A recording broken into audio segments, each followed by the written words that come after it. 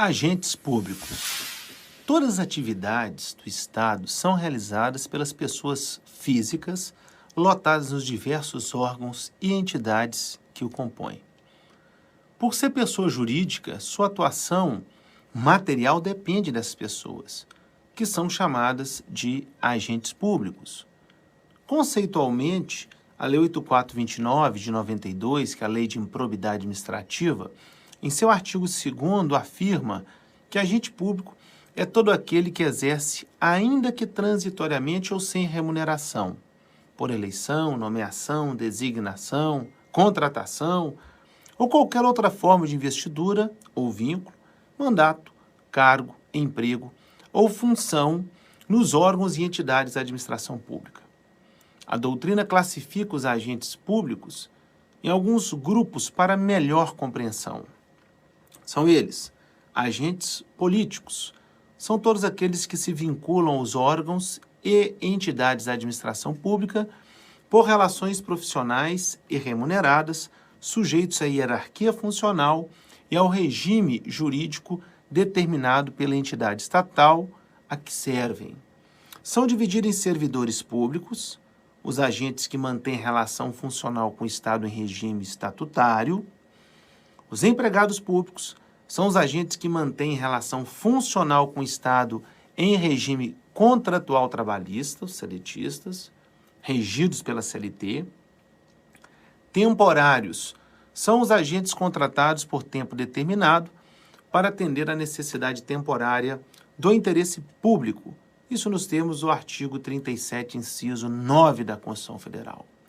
Temos ainda os agentes honoríficos.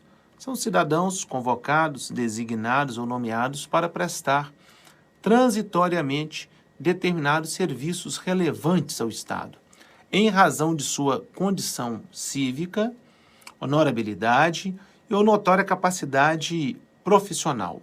Não possuem qualquer vínculo empregatício ou estatutário e, normalmente, atuam sem remuneração. Eu estou falando dos jurados, nos tribunais, os mesários no TRE, né? E os agentes delegados são particulares, pessoas físicas ou jurídicas que recebem a incumbência da execução de determinada atividade, obra ou serviço público e o realizam em nome próprio, por sua conta e risco, mas seguindo as normas do Estado e sob sua fiscalização. A remuneração que recebem não é paga pelos cofres públicos, e sim pelos usuários do serviço. Nessa categoria encontram-se os concessionários, permissionários de obras e serviços públicos, os leiloeiros, os que exercem serviços notariais e de registro, os tradutores e intérpretes públicos, dentre outros. São também considerados funcionários públicos para fins penais. Os agentes credenciados são os que recebem incumbência da administração para representá-la em determinado ato ou praticar certa atividade específica, mediante remuneração do poder público credenciante. Como exemplo, pode citar determinada pessoa de renome que tenha sido designada para representar o Brasil em um evento internacional. Exemplo que nós já tivemos, Pelé, Ronaldo, na organização da Copa do Mundo. É um exemplo. Todos esses ocupam cargo, emprego e função pública. Não necessariamente os três. Eu posso ter a função pública sem o cargo, ok? Mas eles ocupam ou cargo, ou emprego, ou função pública. No cargo, representam um conjunto de atribuições e responsabilidades criadas por lei ou resolução prevista na estrutura da organização de determinado ente e regidas por um regime jurídico estatutário. São exercidos por um agente público, legalmente investido e mediante remuneração. O provimento dos cargos pode se dar em caráter efetivo, mediante concurso público, ou em comissão. As ações envolvendo servidores e administração serão processadas perante a Justiça Comum Federal ou Estadual, conforme o ente que figure na lide. No caso do emprego, é o vínculo contratual entre o agente e a administração, regido pela CLT.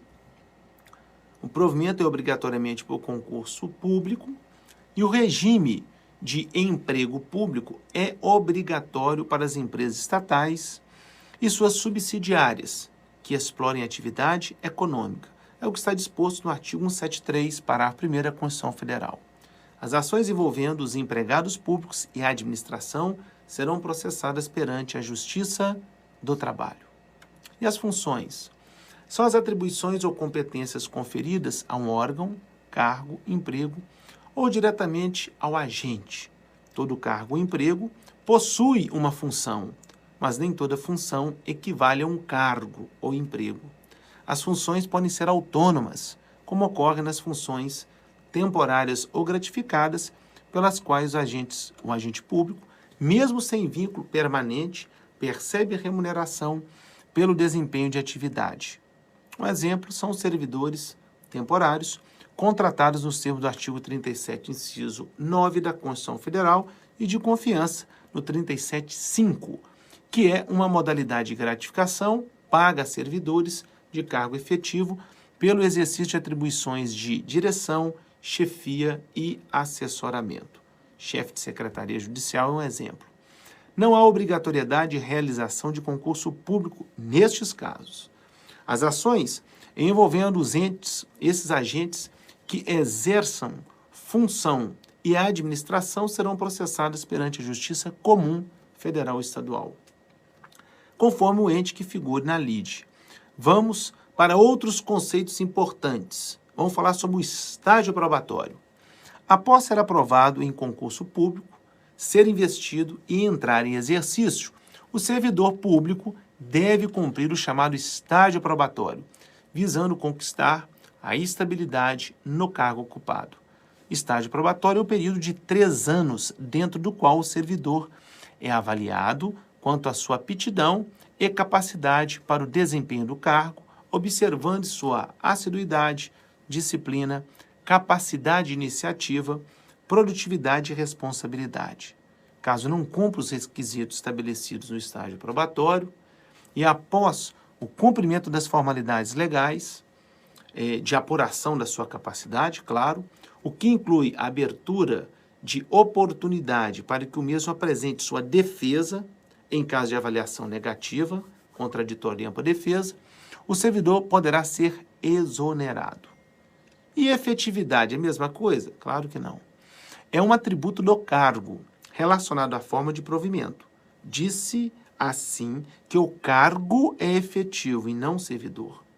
Os cargos efetivos pressupõem a realização de concurso público e parte do princípio ou expectativa de que o servidor terá um vínculo duradouro, diferentemente dos cargos em comissão, que não exigem concurso público para ingresso e cujo vínculo do agente é eminentemente transitório. E estabilidade é outro conceito? Sim, inclusive previsto no artigo 41 caput da Constituição Federal. A estabilidade é um atributo pessoal do ocupante do cargo, ou seja, é uma garantia de permanência no serviço público adquirida após 3 anos de efetivo exercício e aprovação do servidor em avaliação especial de desempenho, o estágio probatório. É importante ressaltar que a estabilidade não gera direito adquirido ao servidor de permanecer eternamente no cargo. Pode acontecer a perda nas seguintes situações: em virtude de sentença judicial transitada e julgado, artigo 41, parágrafo 1º, inciso 1, mediante PAD, processo administrativo disciplinar, em que lhe seja assegurada ampla defesa, 41, parágrafo 1º, inciso 2, e mediante procedimento de avaliação periódica de desempenho, na forma de lei complementar, assegurada também a ampla defesa. É o artigo 41, parágrafo 1º, inciso 3.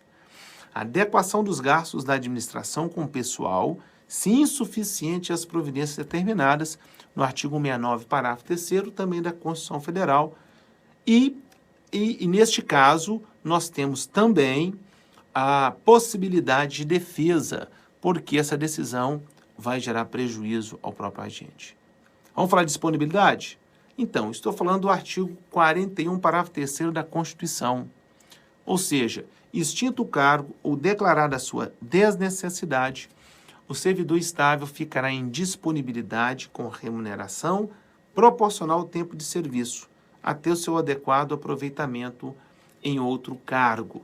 Lembrando que, se o agente público ganhar próximo, né, ou o salário mínimo, ele não poderá ter, nessa proporção, um valor inferior à Constituição assim proíbe. Quanto à vacância, ocorre a vacância quando determinado cargo público se encontra sem o agente regularmente investido. Diversas situações podem ocasionar a vacância de um cargo público, como a promoção, readaptação, aposentadoria, posse em outro cargo, que não pode ser cumulável, né? Falecimento do servidor.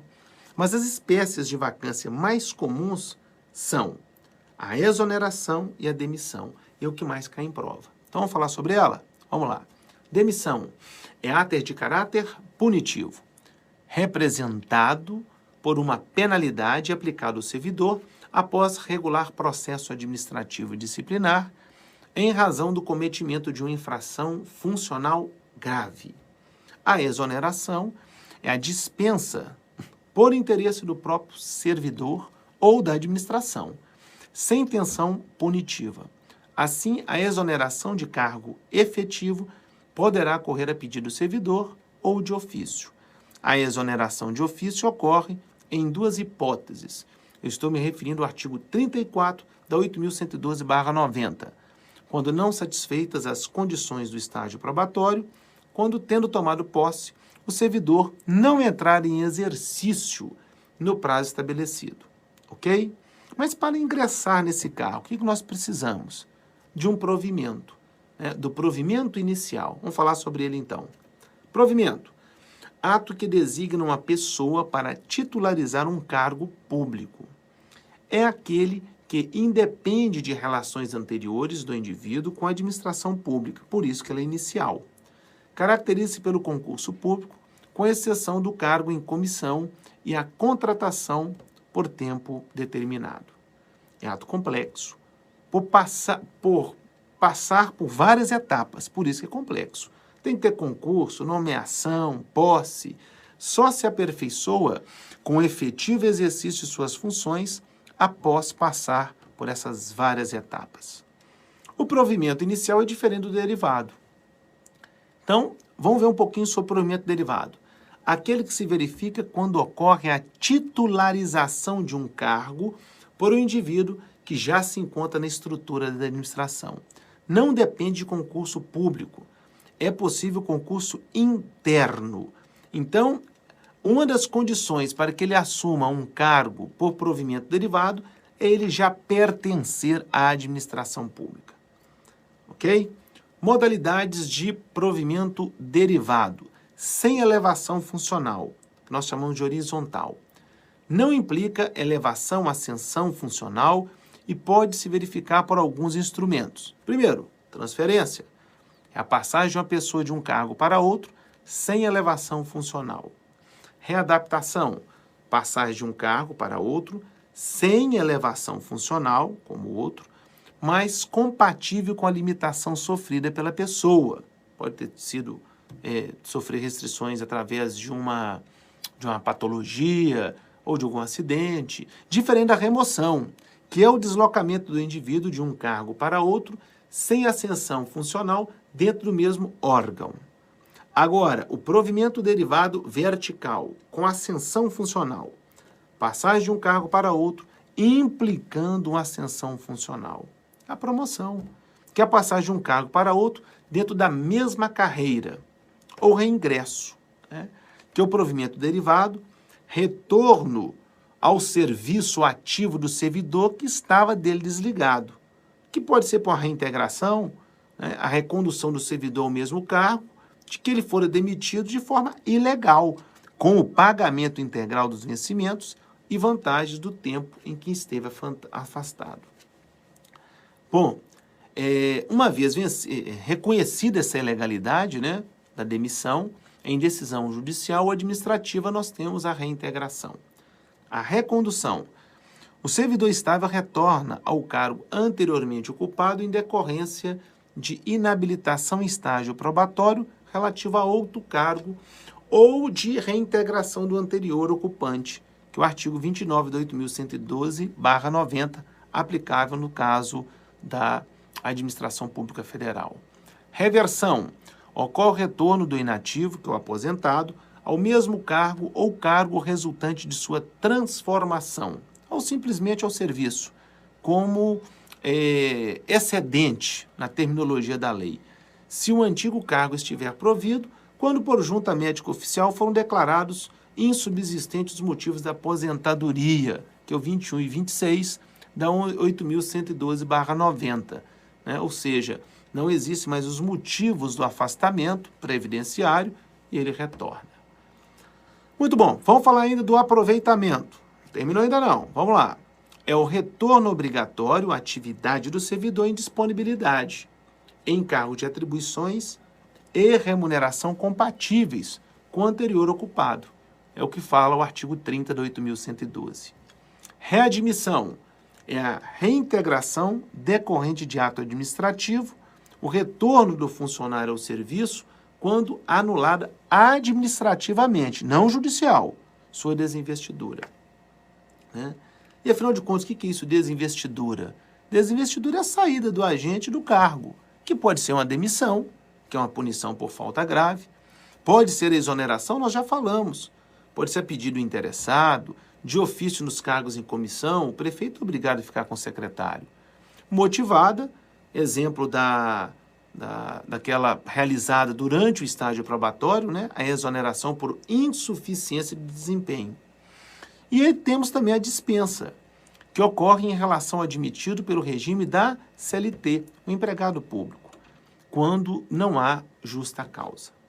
Com isso gera a vacância, que é a abertura de um cargo que antes era preenchido, por esses motivos que nós já falamos. Exoneração, demissão, promoção, transferência, aposentadoria, falecimento. Então, isso nós referimos também como hipóteses de vacância. Muito bem? Então, quanto ao sistema de responsabilização, no exercício de suas funções, os agentes públicos podem e devem ser responsabilizados por eventuais falhas cometidas. Esta responsabilização pode ocorrer tanto na seara civil, penal ou administrativa. Na civil, decorre de ato omissivo ou comissivo, doloso ou culposo, que resulte em prejuízo ao erário ou a terceiros. Este prejuízo poderá ser apurado administrativamente, mediante processo administrativo próprio. A penal, o agente público responde penalmente ao praticar um crime ou contravenção que se relacione direta ou indiretamente com suas funções. A responsabilidade criminal do servidor é apurada em processo judicial. E a administrativa? Os estatutos funcionais estabelecem deveres e responsabilidades dos servidores que, se violados, configuram infrações administrativas. Podem acarretar a aplicação de penalidades como advertência, suspensão e até mesmo demissão. A própria administração promoverá a apuração da infração administrativa, instaurando o procedimento adequado e assegurando ao servidor o contraditório e a ampla defesa. E com relação à grana, à remuneração, nós temos algumas terminologias importantes que caem, inclusive, no exame de ordem. Primeiro, vencimentos, no plural. Fiz questão de reforçar o S. É espécie de remuneração e corresponde à soma dos vencimentos e das vantagens pecuniárias, constituindo a retribuição pecuniária devida ao servidor pelo exercício do cargo público. O vencimento no singular corresponde ao padrão do cargo público fixado em lei, o salário base. O salário pago aos empregados públicos da administração direta e indireta regidos pela CLT, titulares de empregos públicos e não de cargos públicos, apesar de ser uma terminologia que nós não utilizamos muito no direito público. E a remuneração é a soma de vantagens fixas, como no caso dos vencimentos, mais vantagens variáveis durante o período, um acréscimo de 13º, um terço de férias, tudo isso compõe a remuneração. Em síntese, as considerações dos agentes públicos, muito importante conferir a Lei 8.112/90. Ok? Forte abraço.